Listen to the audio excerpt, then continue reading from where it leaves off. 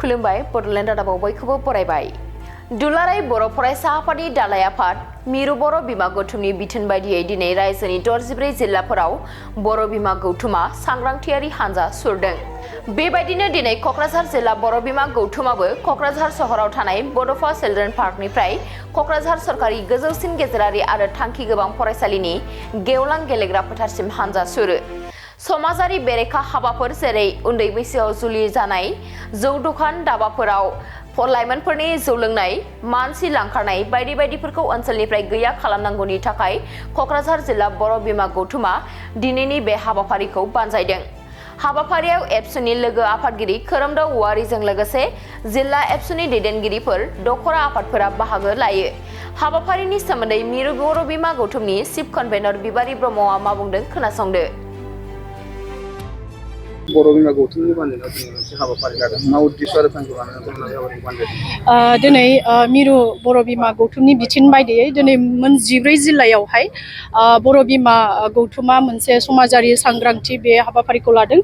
दिनै बेवहाय आङो क'क्राझार जिल्ला बर' बिमा गौथुमनि जि बेवहाय रेलियाव बाहागो लानानै आङो जोबोर गोजोननाय मोन्दों आरो बेवहाय दुलाराय बर' फरायसा आफादनि मानगोनां भाइस प्रेसिडेन्ट खोरोमदाव औवारि सार दङ, जोंनो दुलाराय बर' फरायसा आफादनि सासे नेहादारि प्रिस्किला बसुमतारी आरो गोबां बे ओनसोलनि रायजो राजा आरो आंनिनो मानाव देरसिन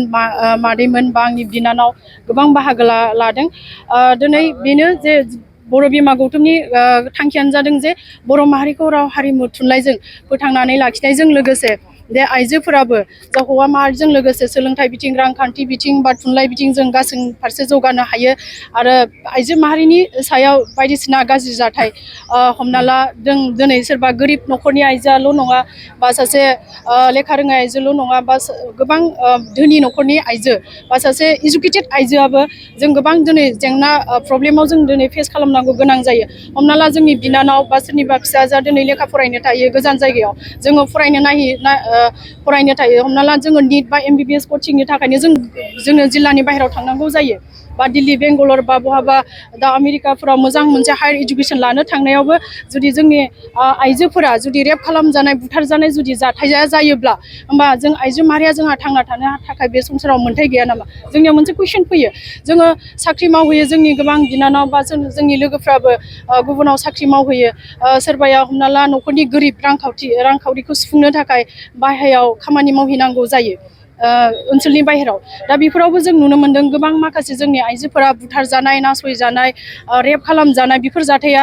सोलिबाय थायो। दा बियो गोदोनिफ्रायबो दिनैसिम बे जाथाया दिनै जोबनानै थाङाखै। बिनिखायनो आङो खावलायनो सानदों गभर्नमेन्टनि साइडबो जिहेथु राइट टु लाइफ जोंहा थांना थानायनि जि मोन्थाय दङ, जे आइजोफोराबो फ्रिलि जोंहा सोलोंथाइ लानो हायो। जों जेरावखि थाङा मानो, जोङो जेरावखि साख्रि मावहैया मानो, जोङो उदाङै जोङो साख्रि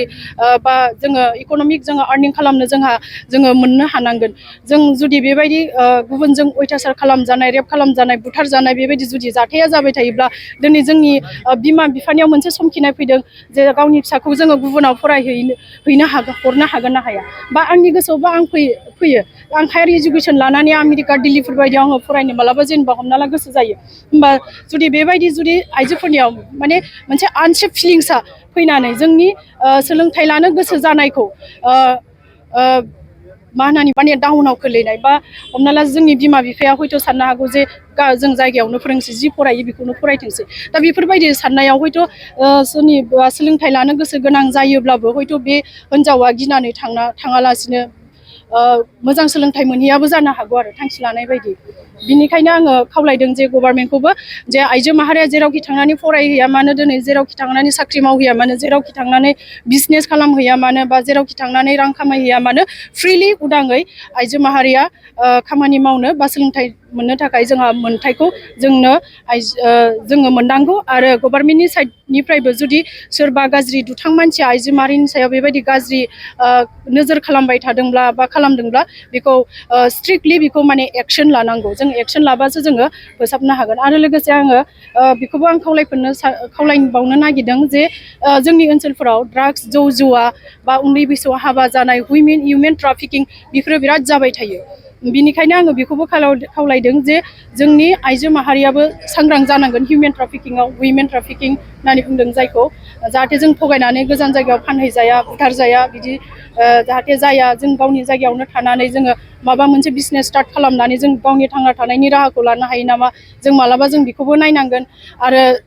जायफोर हमना ला आं दिनै खावलायनो सानदों जे जोंनि ओनसोलफ्राव दिनै जौ दखानफ्रा बिराद बांबाय दा बेखौ जेसेबां खमायनो हायो जोङो बेखौ नाजानांगोन आरो गभर्नमेन्टनि पारमिसन मोननानैसो वाइन शपखौ खालामो जिहेतु जायनिखायनो जेसेबांखिनि वाइन शप दिनै बारानिफ्राय बारा जालांबाय दिनै लाइमोन सेंग्रा सिख्लाफ्राबो बेखौनो लोंनानै बबेबा लजिङावनो बबेबा हाग्राबारिनि आन्दोआवनो बबेबा कालभारावनो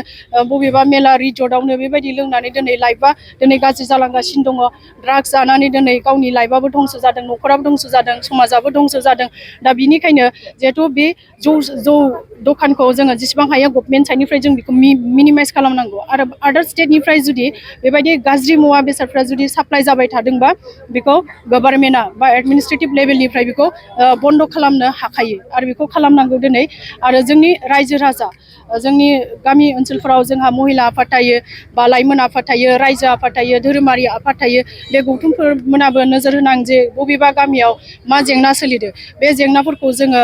सुस्रांनो थाखाय जोङो बयबो जयै खामानि मावोब्ला थारैनो बे जेंनाया जोबस्रांगोन होननानै आं सानदों आरो लोगोसे जोंनि हारियावल' जेनेबा हमना ला ड्राग्स बा जौ जुवा लोंनाय मानाय बेल' जादों बे नङा गुबुन हारियावबो जाया नङा जादों चाइल्ड मेरिजफ्राबो जादों दा बयबो कमिउनिटिया जुदि ज' लोगो नांनानै बेफोरबायदि जुदि होबथानाय समाजारि रायजो राजाफोरखौ सांग्रां खालामनायजों लोगोसे होबथानाय समाजारि बेबायदि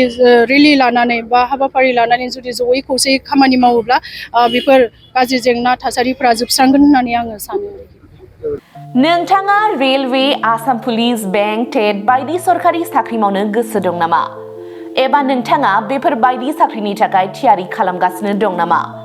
नोंथाङा railway Assam police banking SSC Assam direct recruitment TET बायदिनि आनजादखौ खनले होदोंब्लाबो जाफुंसारनायखौ मोननो हायाखै नामा जुदि नोंथाङा railway Assam police banking SSC Assam direct recruitment TET cum recruitment आनजादनि थाखाय थियारि खालामगासिनो दङब्ला नोंथांनि थाखाय लानानै फैदों मोनसे मोजां रादाब लास्ट ईयर से कोचिंग स्टार्ट किया बट कोचिंग ज्वाइन करने के बाद ही मेरा एग्जाम क्लियर हुआ तो मेरा इस साल 3 एग्जाम का प्री क्लियर हुआ सीएचएसएफ का प्री क्लियर हुआ फिर आईपीएस पीओ का मेरा प्री क्लियर हुआ है और सीजीएल का भी मेरा प्री क्लियर हुआ है तो अभी मैं मेंस का प्रिपरेशन कर रहा हूँ क'क्राझार सहरनि RNB road ward number 6 Sai Baba मन्दिर एबा एयारटेल अफिसनि साखाथियाव दङ आईबीटी कोचिं इन्स्टिट्यूटआ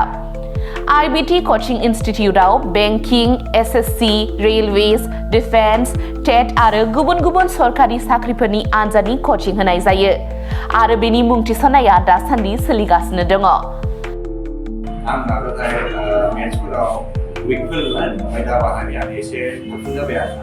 बाहाय सीए क्लासबो जायो माने सामफ्राम कारेन्ट एफेयारफोर जानाय माला मा जानाय जे मा जानाय बेखौ मोनगोन ओमफ्राय रिजनिंफोर इंग्लिश क्लास जाजोबो गासैबो